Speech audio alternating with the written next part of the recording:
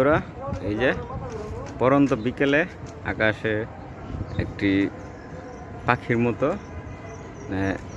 Shape দেখেন, এটা মারাত্মক একটা রূপ ধারণ করছে।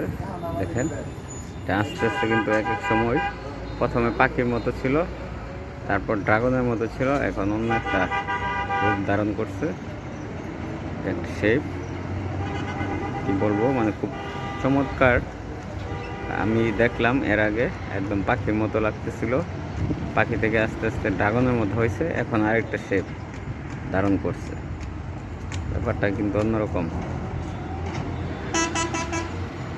মানে একদম গোল্ডেন কালার, মানে গোধূলি লগ্নে যে আলুটা পড়ে সেই আলু থেকে জিনিসটা ধারণ করেছে। এখন আবার আস্তে আস্তে অন্য রূপ ধারণ করতেছে।